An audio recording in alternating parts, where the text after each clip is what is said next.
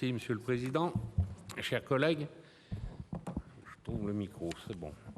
Bien, une information, c'est donc des informations concernant l'avancement du dossier des Jeux Olympiques pour 2030. J'en ai retenu trois qui me semblaient très importantes. La première, c'est qu'on a pris le temps de visiter tous les sites qui ont été retenus et puis de faire l'inventaire des besoins. Laurent a souhaité que ce soit des jeux sobres, donc c'est en essayant d'être au minimum dans l'investissement qu'on devra obligatoirement faire parce qu'il y a des choses à rénover et il y a quelques petites choses à construire.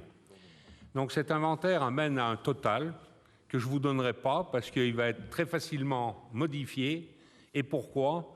Parce que certains sont allés très loin, c'est-à-dire qu'ils n'ont pas simplement noté les infrastructures qui ont un intérêt olympique, mais ils ont aussi noté un peu leurs promesses de campagne lorsqu'ils ont été élus en 2020. C'est comme ça que sur une, on retrouve entre autres une garderie. Certes, ils n'ont pas mis les biberons, mais ils ont quand même mis la garderie, alors que la garderie, elle risque d'être utilisée 14 jours, simplement le temps des Jeux Olympiques, et que peut-être, si tout simplement on mettrait une structure temporaire, en mettant 4 Algeco, pour 14 jours, ça devrait pouvoir faire, et après, les enfants retrouveraient leur première garderie. Donc voilà, c'est pour vous dire que cet inventaire, il est pratiquement clos. Aujourd'hui, il va être discuté, bien évidemment, avec l'État, puisque l'État, on espère, va en financer une grande partie. Ce n'est pas encore engagé, mais si on regarde un peu ce qui a été fait sur Paris, par rapport à tout ce qui sont infrastructures d'intérêt olympique, je crois qu'ils sont allés sur certaines ouvrages à plus de 70%. Donc ensuite, avec les communes qui sont conscientes qu'elles devront elles aussi mettre la main à la poche, avec les départements et la région, bon, les 30%, je crois qu'on devrait arriver à les trouver. Le deuxième point dont je voulais vous faire part, c'est qu'entre le moment où on nous a dit qu'on avait la candidature et puis le moment où on devra créer le COJO, on a pendant un moment pensé à mettre en place une structure de portage. Maintenant, ça, si on regarde la durée de vie de cette structure, ça va être inférieur à 3 mois.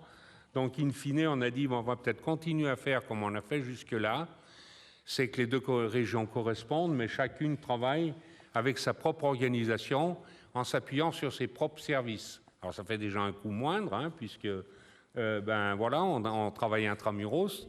Et puis, la vraie structure qui va être mise en place, mais elle se mettra en place que quand on aura officiellement les Jeux Olympiques, c'est-à-dire au mois de juillet, le 23 juillet. Donc là, se mettra en place le COJO qui sera la structure qui va porter le projet jusqu'en 2030. Et la troisième chose que je voulais vous informer, c'est Laurent avait réagi par rapport ou s'interrogeait plutôt, par rapport à l'organisation de toutes les épreuves sur Courchevel, en disant, bon, c'est bien, Courchevel a fait une preuve formidable pendant les championnats du monde, mais je vous rappelle qu'il n'y a pas eu un jour de mauvais temps, ils n'ont pas une fois eu besoin de sortir la pelle pour nettoyer les tracés, puisque ça avait été soleil, soleil, soleil. Et il n'y avait que le ski alpin. Or, à Courchevel, il y a aussi les tremplins.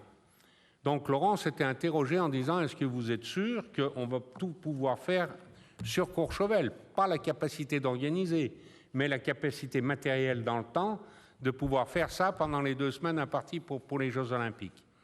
Et donc, il a demandé une expertise. Le CIO a accepté l'expertise, et pour tout vous dire, l'expertise de la FISE, puisque le support, c'est la Fédération internationale de ski, a lieu aujourd'hui, entre ce matin, et le début d'après-midi. Donc, on saura assez rapidement ce qu'en pense la FISE, et en fonction d'eux, Laurent prendra la décision de dire, si tout ne peut pas se faire là, on va peut-être aller ailleurs.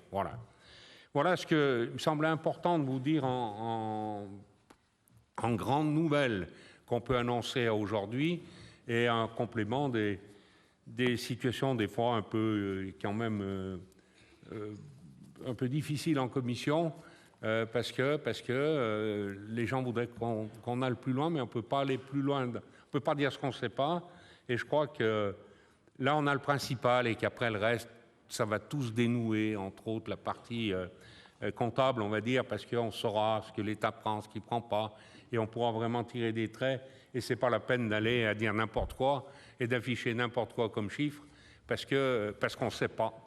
Parce qu'on ne sait pas, on sait ce qui a été fait pour Paris.